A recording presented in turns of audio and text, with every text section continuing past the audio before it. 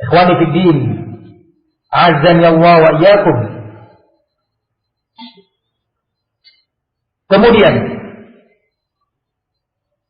di antara syubhat yang diucapkan oleh teman-teman kita terkhusus yang rata-rata pulang dari Madinah ini,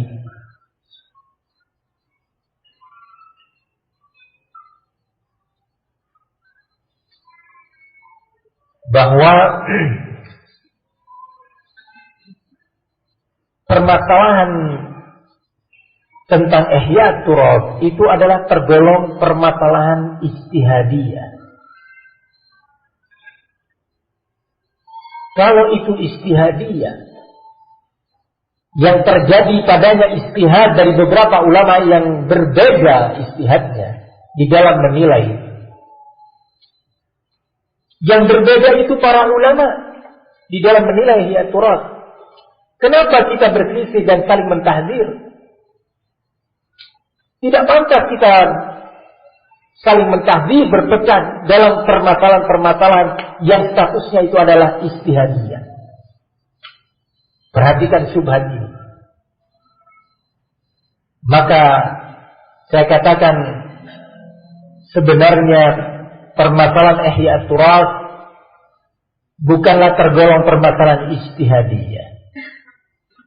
Dan kalau antum menamakan ini masalah khilafiyah, telah terjadi khilaf di kalangan ulama, maka saya katakan juga tidak terjadi khilaf di kalangan ulama ahli sunnah tentang ihya turab.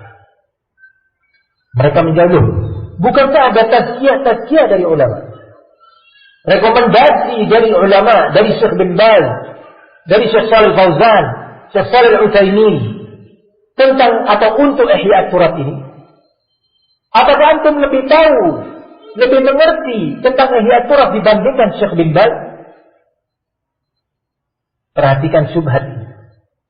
Maka kita mengatakan dan menjawab, sekali lagi tidak ada khilaf di kalangan ulama. Kenapa? Rekomendasi atau tazkiyah yang keluar dari ulama kita, yang ditulis oleh ulama kita tadi, adalah tazkiyah terkait dari satu sisi jamiah ihya turab.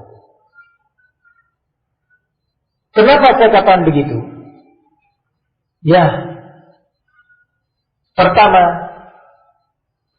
tazkiyah tersebut keluar ketika para tokoh dan petugas ihya turab dari Kuwait datang menemui ulama kita dan menyampaikan kepada para ulama, Syekh bin Baz dan yang lainnya, ya Syekh, kami sebuah jamiah dari negeri Kuwait datang menemui antum.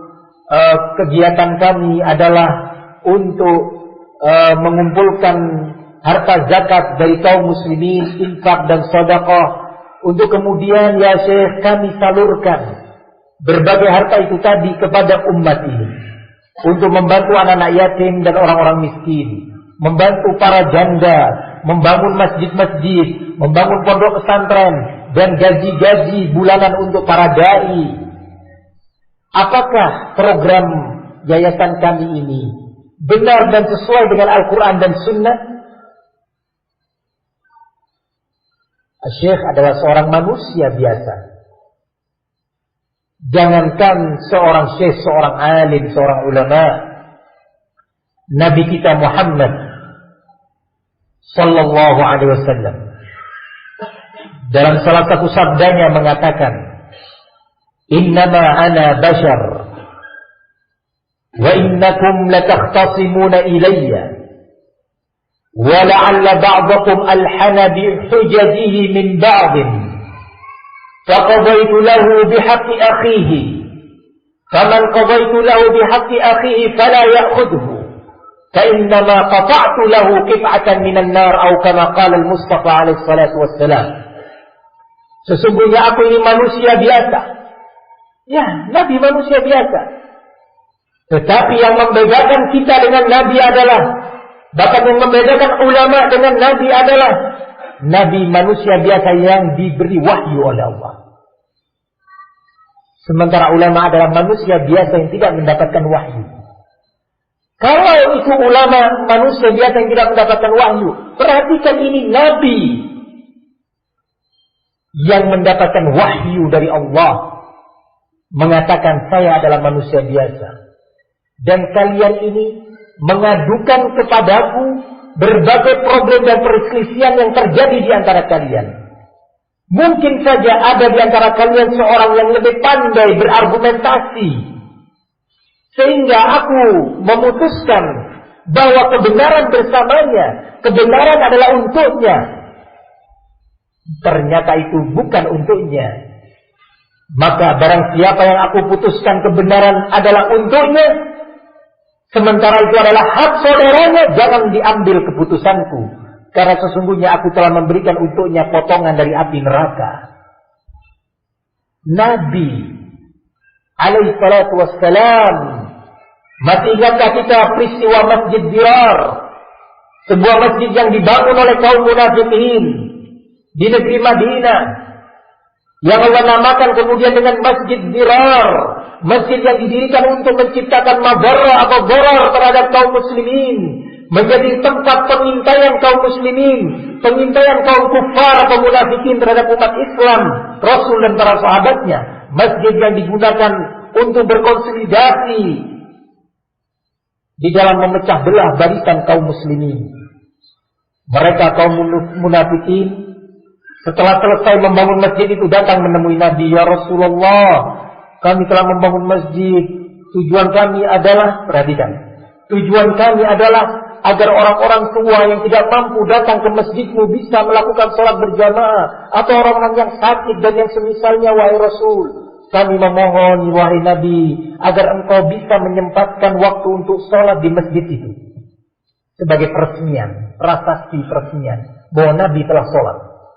Menunjukkan masjid itu adalah resmi dan diakui. Sehingga kaum munafikin akan lebih mudah di dalam merekrut umat. Nabi sempat hampir mengiyakan, memenuhi keinginan dan manuver munafikin. Namun subhanallah, Nabi yang memang mendapatkan wahyu dari Allah, turun ayat mengingatkan Nabi dari bahaya manuver-manuver munafikin. La takum fihi abadan lamasjidun ussisa 'ala taqwa min awwal yawm ahaqqu an taquma fihi. Jangan sekali-kali engkau melakukan sholat di masjid tersebut, wahai Muhammad. Jangan, kata Allah.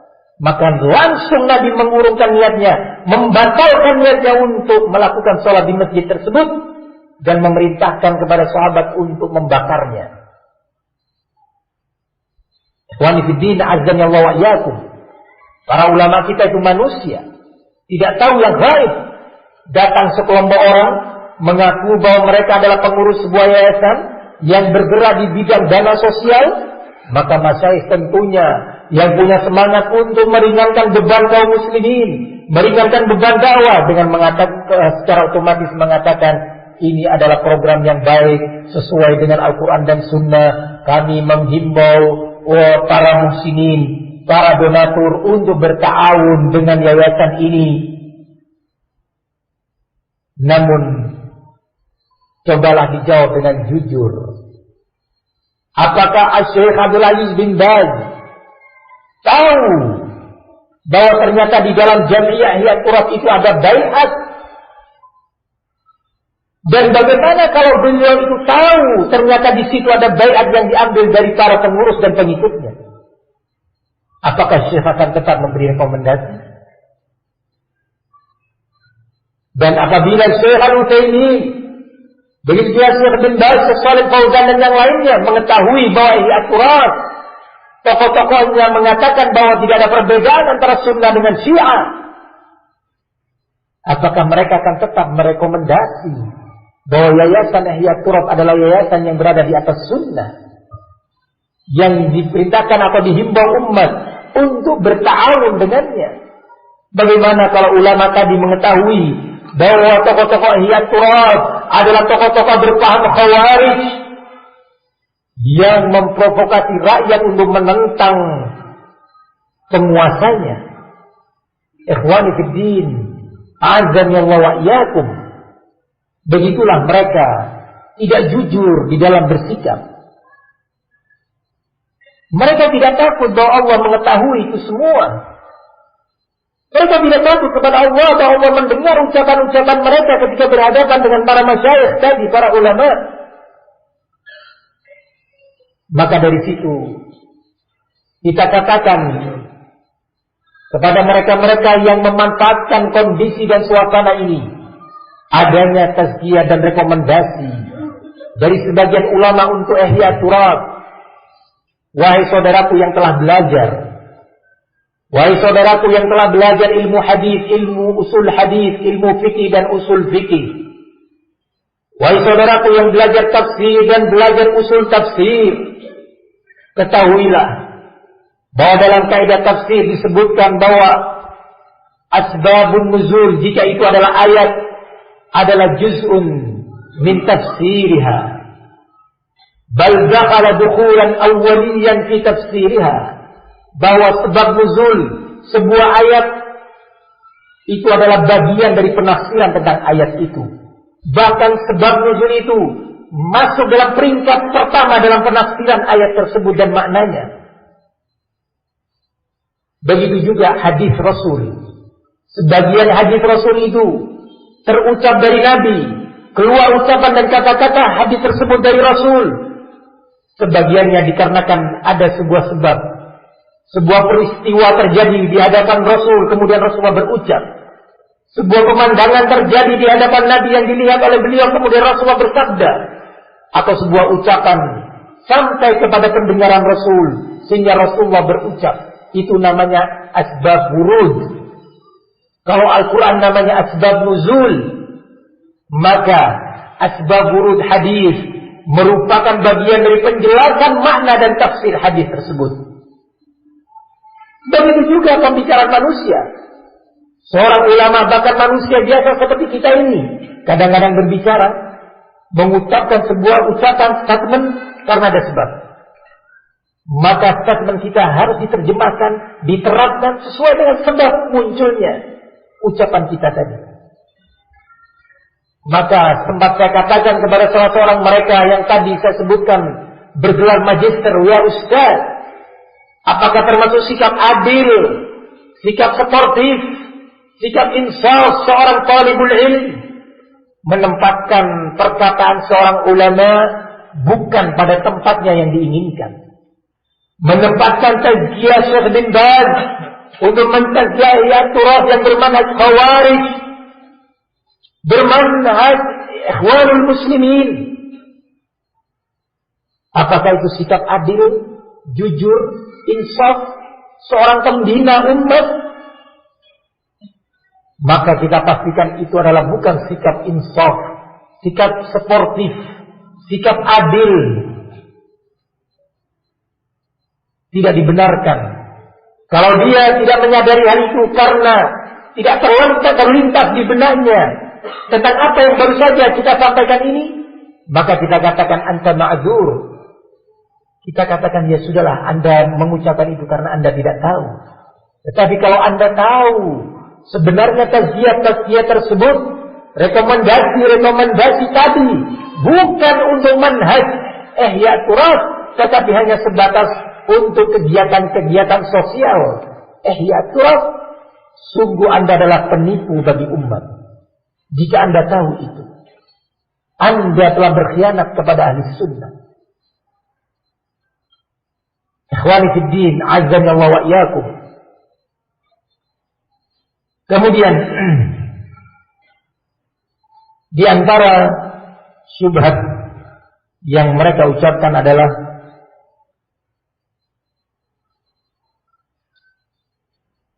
bahwa Abdurrahman Abdul Khaliq telah dipecat dari Ihya Turas sebagai bentuk ketaatan Ihya Turas kepada nasihat ulama.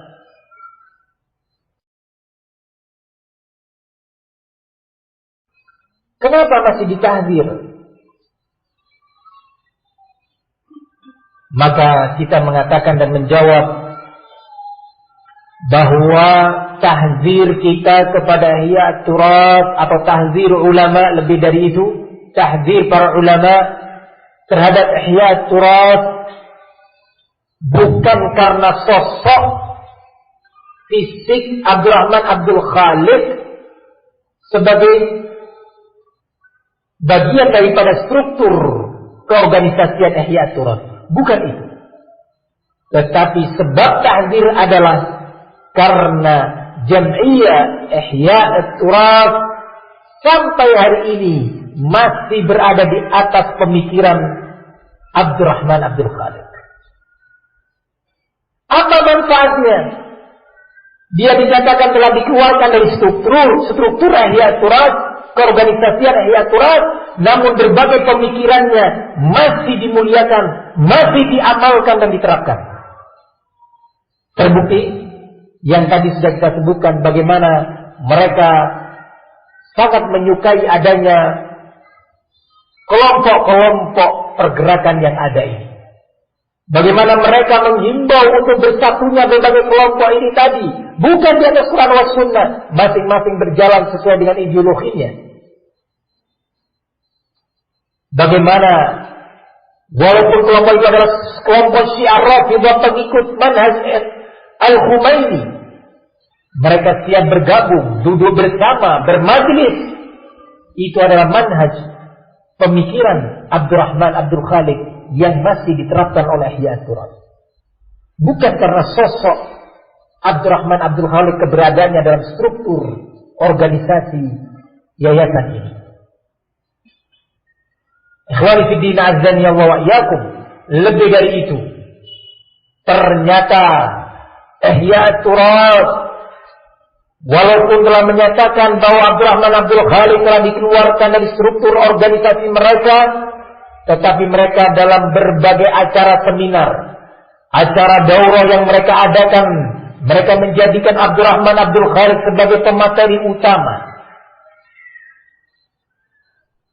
Bahkan mereka sebarkan pamflet-pamflet, hadirilah sebuah muhadharah atau daurah yang akan disampaikan oleh Syekh Al-Allamah Abdurrahman Abdul Khaliq. Pamflet disebarkan di sana sini, pengumuman disebarkan. Janganlah mendustai umat, berbuat jujurlah. Jujur itu indah dan akan membawa Anda kepada kebajikan. Dan ketahuilah dusta itu tercela dan akan menyeret kalian kepada kehancuran dan penyimpangan. Ikhwani fid din, azzani Allah wa iyyakum.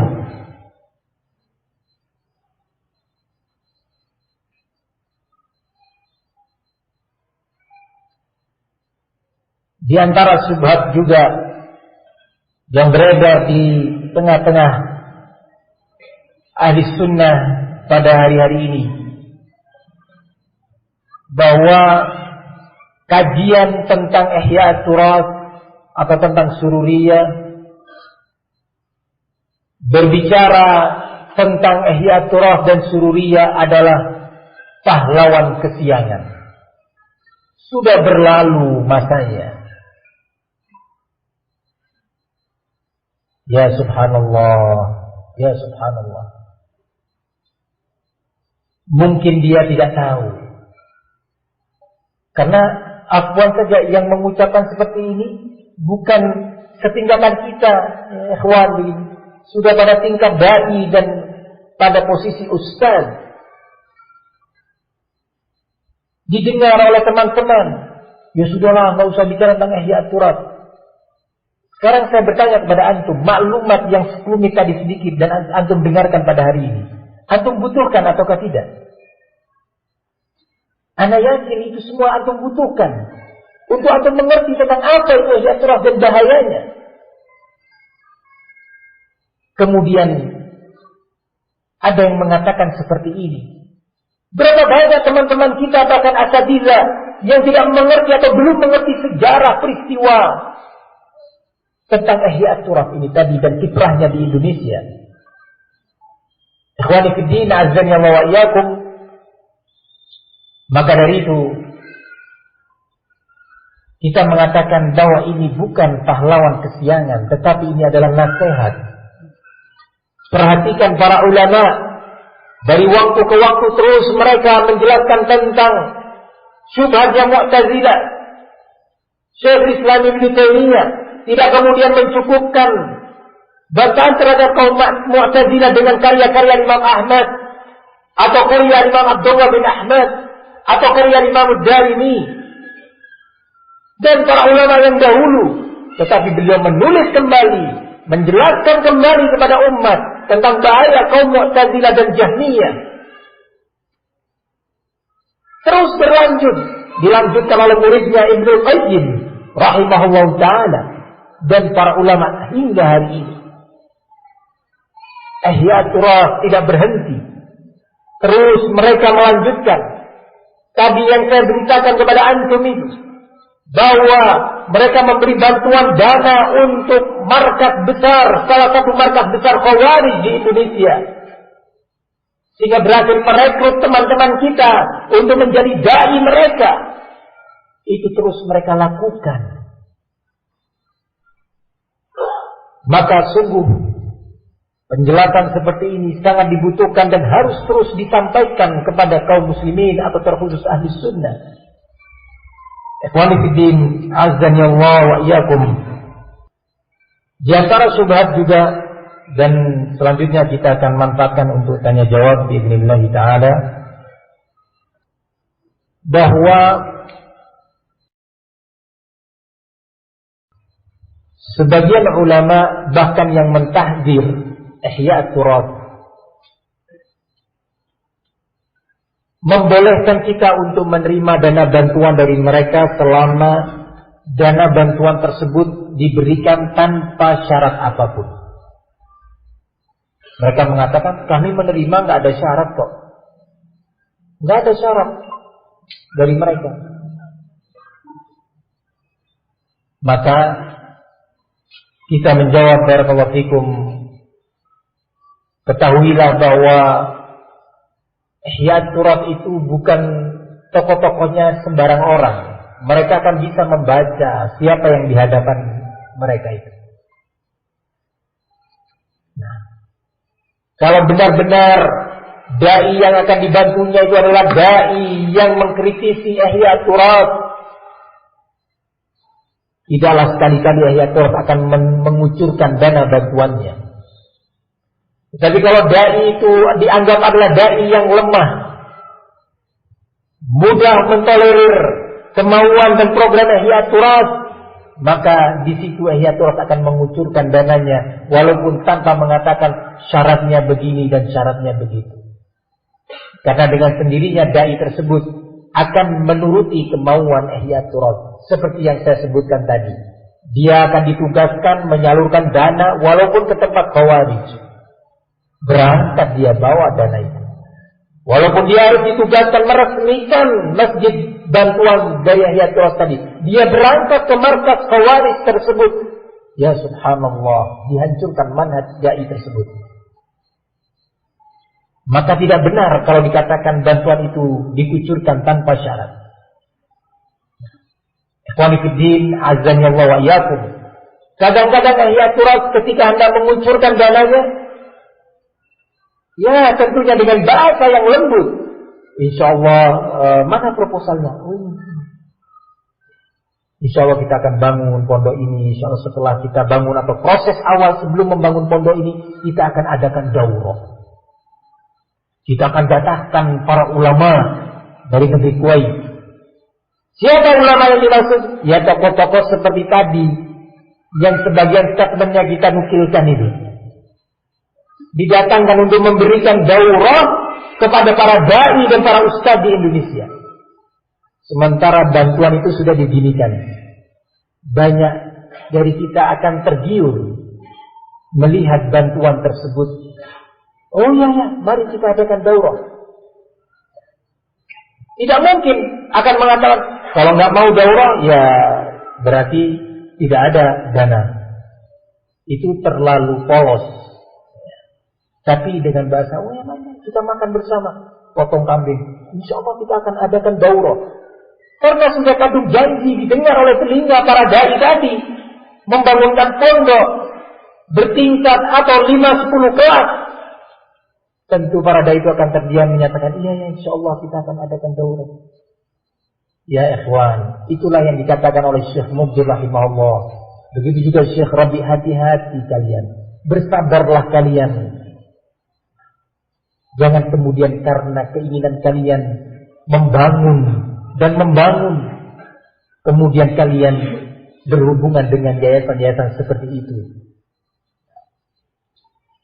Kebanyakan kita adalah lemah kepribadiannya. Coba saya ingin tahu siapa yang memiliki kepribadian kuat. Ketika Ihya Turath menawarkan akan membangunkan untuknya, untuk pondoknya masjid sebesar ini, ya. Kemudian 10 kelas, 20-25 ustadz yang mendapat gaji bulanan, sehingga tidak perlu menggantungkan kepada SPP para santri, ya.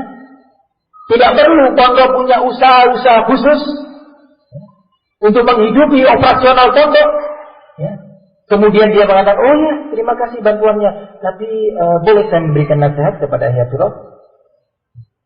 Saya katakan Ihya Turath telah berada di atas manhaj Khawarij. Ihya Turath berada di atas manhaj Ikhwanul Muslimin. Sudah 2 kata aja cukup. Oh ya, kapan mau dibangun? Tanyakan coba. Oh ya, nanti kita akan siapkan ya.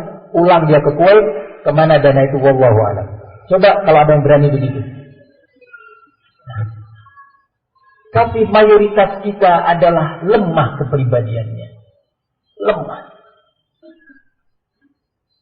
Ikhwani fiddin, azzani Allah wa iyyakum. Dan tentunya masih ada beberapa syubhat lainnya yang terucap dari mereka. Namun dengan keterbatasan kemampuan yang ada pada diri ana untuk bisa menyampaikan lebih jauh lagi, maka kita jadikan yang berikutnya ini adalah menjawab beberapa pertanyaan yang sudah terkumpul.